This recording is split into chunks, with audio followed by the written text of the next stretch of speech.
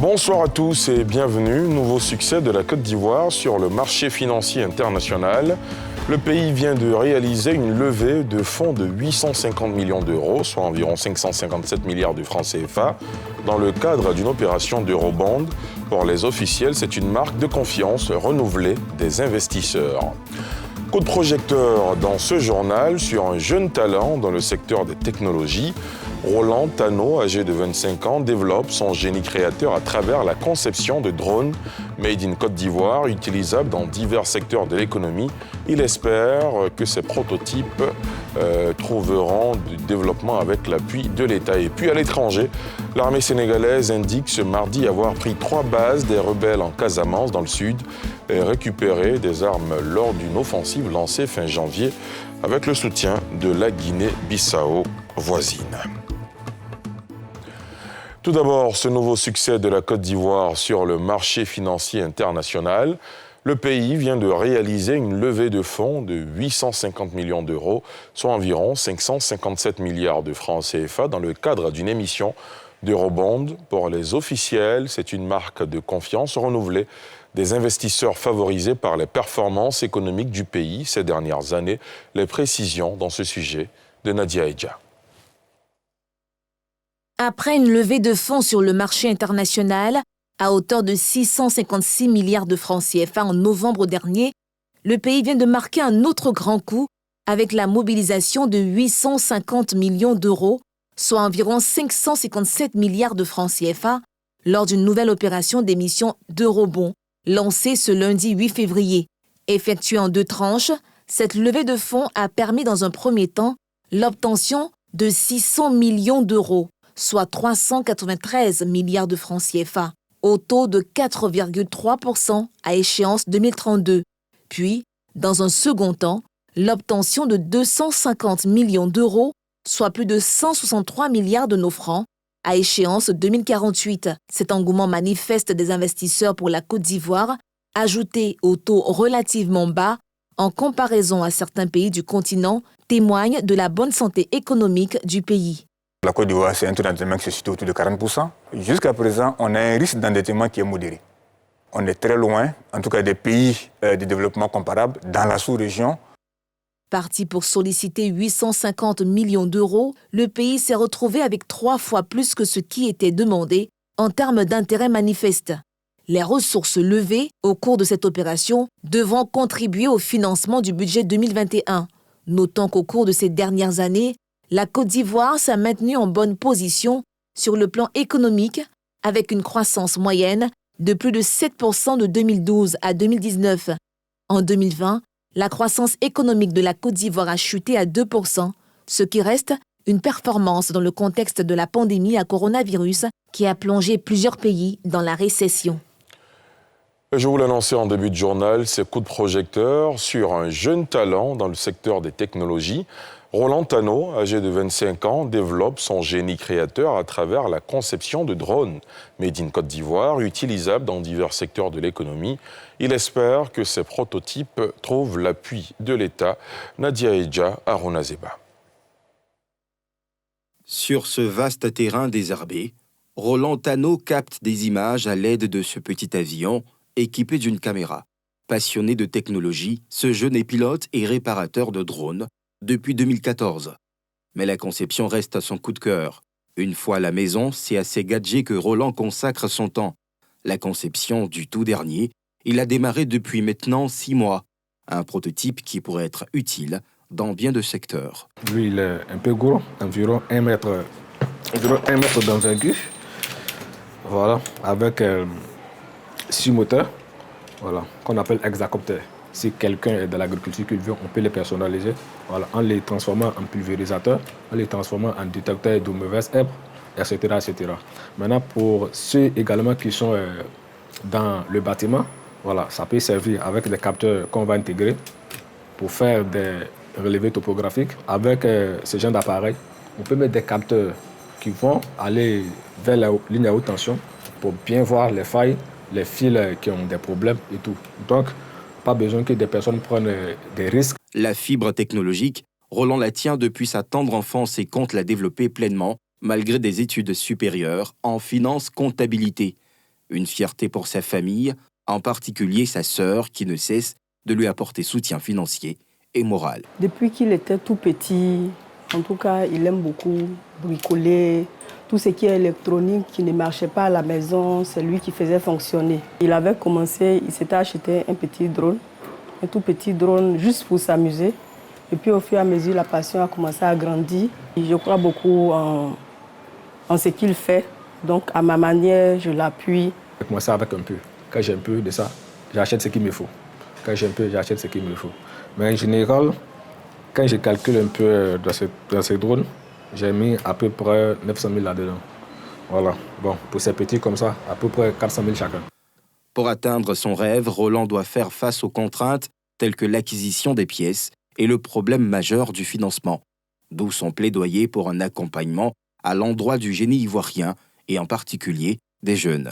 L'appel que je lance aujourd'hui, c'est vraiment que les autorités prennent les devants des choses pour nous, jeunes entrepreneurs ivoiriens, à vraiment faire germer nos idées, à vraiment faire germer ce qu'on peut faire de bien pour la Côte d'Ivoire. En attendant que son appel soit entendu, l'inventeur continue à s'autofinancer et garde la foi en des lendemains meilleurs. De l'ex-acteur du système éducatif et l'ambassadeur des États-Unis en Côte d'Ivoire se sont retrouvés au lycée d'excellence Alassane Ouattara à l'invitation de l'Université internationale de Grand Bassam. Une rencontre entre experts de l'éducation pour plancher sur la formation de la jeunesse en adéquation avec les besoins du marché. Un sujet de Pierre Dipomélin et Eric Kimo. Grand Bassam, lycée d'excellence Alassane Ouattara. Ambiance festive, rythmée par des prestations artistiques. C'est le déjeuner annuel de l'UIGB, Université internationale de Grand Bassam, et le ministère de l'Éducation nationale ainsi que l'ambassade des États-Unis, un partenaire clé du système éducatif ivoirien. Un prétexte pour une synergie d'action en faveur de l'éducation des jeunes et de l'adéquation formation-emploi. L'ambassadeur des États-Unis en Côte d'Ivoire a rappelé l'engagement de son pays en faveur de l'éducation en Côte d'Ivoire. L'accord entre la Côte d'Ivoire et le Millennium Challenge Corporation, MCC, comprend un investissement de 155 millions de dollars pour construire jusqu'à 84 collèges de proximité dans les régions du Béké et de San Pedro, dans des endroits sélectionnés pour mieux permettre aux jeunes filles de poursuivre leur éducation. Cette rencontre est devenue une tradition pour le président de cette université du type américain. En organisant chaque année, à partir de maintenant, un repas à l'intention des proviseurs, des chefs d'établissement et des conseillers d'orientation, nous souhaitons montrer notre disponibilité à développer ce partenariat et nous souhaitons montrer aux populations ivoiriennes que, bien sûr, nous sommes une université de type américain, une université où l'enseignement se fait en anglais, mais nous sommes proches des populations ivoiriennes, nous sommes proches des établissements ivoiriens, car la finalité, c'est de former des cadres compétents pour le développement de notre pays et aussi le développement de toute l'Afrique. Pour le ministère ivoirien en charge de l'éducation nationale, un partenariat avec une telle université contribue à cultiver l'excellence. Ce partenariat, Mme Kadia Camara l'a voulu pour montrer à nos élèves, futurs bacheliers, futurs postulants à l'enseignement supérieur, qu'il y a autre chose, que les horizons sont très élargis de par le monde, afin que nos élèves apprennent que pour accéder aux études supérieures, il y a un minimum de rigueur, parce que la sélection est très rude. Face aux besoins sans cesse croissants de la formation, le gouvernement ivoirien et ses partenaires, dont le MCC, prévoient la construction de plusieurs dizaines d'établissements primaires et secondaires. La deuxième édition de la journée de l'excellence et de l'orientation de Divo à l'initiative d'anciens élèves de la localité s'est tenue samedi. Selon ces organisations, la tribune vise à participer à des meilleures performances scolaires dans un contexte où les résultats scolaires de Divo sont à la baisse ces dernières années. Salif Yalekoué. Divo, capitale du Lodjibois, centre-ouest ivoirien. Une localité qui enregistre ces dernières années une baisse des performances scolaires. Pour y remédier, une journée d'excellence et d'orientation a été initiée par le député Famoussa Coulibaly afin entre autres de stimuler les talents et encourager les acteurs de l'école. Depuis 2017, les résultats scolaires de Divo ont été toujours en deçà des résultats scolaires nationaux. Et nous avons relevé une baisse constante des pourcentages d'admis aux différents examens à grand tirage. De 53% d'admis au BEPC en 2017, ce score est passé à 39% en 2018. Il s'est légèrement amélioré en 2019 et en 2020 en augmentant respectivement de 3 points et de 2 points. Quant aux résultats du baccalauréat, les pourcentages sont passés de 42% en 2017 à 28% en 2019 à 33% en 2020, tandis que le pourcentage national était de 40%. C'est justement pour donner des repères plus valorisants à notre jeunesse en quête de légitimité intellectuelle que notre action se focalise depuis maintenant 2 ans sur la promotion et la célébration de l'excellence dans les établissements scolaires de notre belle cité. Cette tribune a été l'occasion pour de nombreuses personnalités qui ont honoré de leur présence l'événement d'inviter les élèves à plus d'ardeur pour obtenir de meilleurs résultats. Partout où ces actions sont poussées, nous allons toujours répondre présent. Des conseils en matière d'orientation, des récompenses des meilleurs élèves et encadreurs ont entre autres meublé cette journée, une initiative fortement appréciée. Ce genre d'activité-là, c'est une source de motivation. Une motivation et pour les parents et pour les enfants, surtout pour les enfants, pour leur dire que le travail paye. Nous sommes tous motivés et que les enfants sont conscients de ce que, au bout du travail, au bout de l'effort, il y a une récompense. Une deuxième édition à succès qui a tenu toutes ses promesses. Les affranchis du sort, c'est le titre d'un livre écrit par la journaliste écrivaine Agnès Crédy, un recueil d'histoires d'hommes et de femmes qui ont réussi à vaincre leur handicap à travers 20 portraits. L'auteur met en lumière des pans de vie de ces personnalités dans cet ouvrage de 235 pages. L'ouvrage avait été préfacé par l'ancien Premier ministre Amadou Gon Coulibaly. La dédicace a eu lieu ce mercredi en présence de Yéli Traoré et Harouna Zeba. Présenter à travers un ouvrage le parcours de 20 personnalités qui ont vaincu leur handicap pour réaliser leurs rêves. C'est le pari de la journaliste écrivain Agnès Crédy à travers les affranchis du sort. Dans son ouvrage, l'auteur cherche à savoir comment ces personnes, qu'on observe avec une forme de commisération, ont réussi à surmonter leur situation, tout en dénonçant ce regard presque méprisant. Pour elle, il était important de souligner leur exemplarité et leur rendre hommage. Tous se sont affranchis de leur handicap pour nous montrer que le handicap est dans notre regard. Nous qui nous fions souvent à des apparences. Ce livre, pour nous, est la célébration de l'être homme, tout simplement. Dans un monde victime de la dictature du corps dit beau, valide, normé, balisé, jaugé et jugé, il est bon de se libérer du regard compromis afin de s'affranchir de la superficialité de l'être et d'atteindre la profondeur de notre humanité. Les affranchis du sort est un livre qui retrace les parcours de 20 femmes et hommes en situation de handicap. Et il s'inscrit surtout dans la célébration de la persévérance et met en lumière la force de vaincre de personnes qui avaient 1000 raisons de sombrer dans la désespérance. Pour la journaliste écrivaine, ce livre est aussi l'occasion de rendre hommage aux mères et aux femmes qui ont vaillamment soutenu et encouragé leurs enfants en situation de handicap. Cette cérémonie est aussi un hommage aux mères et aux épouses. Les mères qui portent les enfants et qui en général se retrouvent seules à élever les enfants en situation de handicap. Les épouses pour les personnes en situation de handicap prennent le relais dans le maintien du lien amoureux après donc la mère qui les porte. Parce que l'amour ne juge pas, parce que l'amour aime, parce que l'amour ne s'arrête pas au corps. Les affranchis du sort est un livre de 235 pages préfacé par l'ancien Premier ministre Amadou Gon Coulibaly avant sa disparition en juillet dernier. À l'étranger, l'armée sénégalaise indique ce mardi après avoir pris 3 bases des rebelles en Casamance, dans le sud. ait récupéré des armes lors d'une offensive lancée fin janvier avec le soutien de la Guinée-Bissau voisine.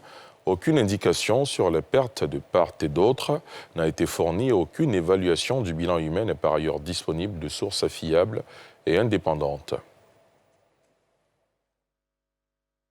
Des officiers de l'armée sénégalaise ont emmené des journalistes pour une visite rare sur 2 de ces cantonnements, des abris de tôle et de bois disséminés sous les grands arbres dans la forêt de Blaze et abritant des sortes de bunkers enterrés pouvant abriter quelques personnes. Ces bases, appartenant au MFDC, Mouvement des forces démocratiques de Casamance, qui mène depuis 1982 une rébellion indépendantiste armée. D'abord, on a trouvé ici, il y a eu quand même une petite résistance par rapport aux individus armés. Et après, ils ont cédé le terrain. Donc, on a pu récupérer de l'armement, des munitions, du matériel d'intendance, de la logistique et également des médicaments qui servaient un tout petit peu pour eux de poste de santé. Selon le colonel Souleymane Kandé, le chef local de l'armée sénégalaise, il s'agit de restaurer la sécurité et favoriser le retour des populations qui ont fui les exactions des rebelles.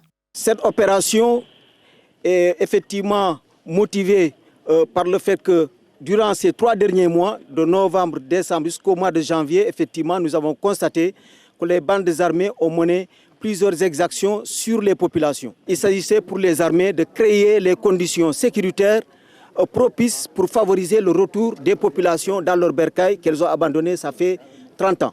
Exactement. Ici, vous êtes dans la base de Badion, qui était le centre de gravité et vraiment la force du MFDC. Et ensuite, vous avez le camp de Sikoum qui représente le symbole, mais uniquement le symbole. Mais la force du MFDC était ici, avec les 2 grands chefs rebelles que vous avez connus. Il y avait Kompas et puis il y avait Poul. Après des années de situation de ni guerre ni paix dans cette région fertile et enclavée, l'opération a été déclenchée à la suite d'exactions commises contre les populations par les rebelles, selon l'armée sénégalaise.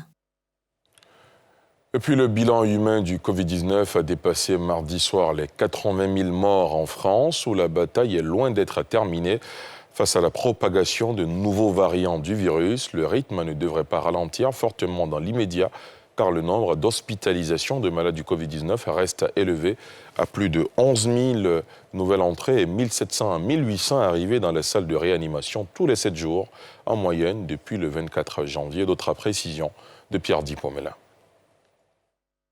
En 2 semaines, cet hôpital du nord-est parisien a accueilli en réanimation 3 fois plus de patients atteints du Covid-19 et a dû ouvrir une aile supplémentaire. Une surcharge de travail pour tout le personnel soignant au moment où le pays a atteint la barre de 80 000 morts. Alors nous assistons actuellement à une augmentation très importante de patients hospitalisés pour Covid-19 en réanimation. Pour vous donner juste un chiffre, nous étions il y a 15 jours à 5 patients pour Covid+, et là nous sommes aujourd'hui à 15 patients Covid+. Donc une très forte augmentation en réanimation depuis ces derniers jours. Donc vraiment pour nous, sur le plan sanitaire, il y a un risque majeur d'être submergé, et surtout ce qu'on ne veut pas, c'est faire de choix dans la prise en charge des patients entre réanimation ou pas de réanimation. Le personnel soignant commence à présenter des signes de fatigue face à la charge de travail. On fait du mieux qu'on peut, mais c'est vrai que si il y a une 3e vague qui arrive, au niveau des renforts, ça ne va pas suivre, parce que nous aussi, en ce moment, on fait beaucoup d'heures supplémentaires, donc on commence aussi à être fatigué. Moi, je me dépanne régulièrement parce qu'il manquait du monde, et c'est vrai qu'au bout d'un moment, on fait notre charge de travail, mais on ne va pas pouvoir tenir encore très longtemps. Donc psychologiquement, c'est très dur de se dire est-ce que je peux contaminer ma famille ? Parce que du coup, quand on va à la maison, on enlève notre masque. On ne garde pas le masque à la maison et on essaye de faire attention, mais les enfants, on est obligé de faire un bisou à nos enfants.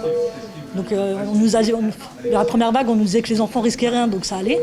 Mais là, avec le variant anglais qui a touché beaucoup d'enfants, ça met quand même des barrières à la maison, c'est compliqué. On a ouvert une autre aile de cardiologie qu'on a pris à la cardiologie pour ouvrir des lits en plus. Et c'est pareil, il n'y a pas de personnel. Donc on essaye de s'arranger comme on peut, de faire des heures supplémentaires. On déploie des infirmières et des infirmiers, des aides-soignants d'autres services qui n'ont jamais fait de réanimation. Il y a aussi d'autres services dits généraux qui au final aussi subissent cette charge de travail. Il n'y a pas qu'en animation qu'on charbonne, qu'on travaille vraiment beaucoup. Les heures sont cumulées et c'est de la fatigue pour tout le personnel soignant. pas seulement pour la réanimation. Le ministre de la Santé, Olivier Véran, invite l'ensemble des soignants à se faire vacciner après avoir lui-même reçu la première dose de ce vaccin contre le Covid-19 à Melun, étant lui-même soignant de moins de 50 ans. Et c'est ici que se referme ce journal. Merci de l'avoir suivi.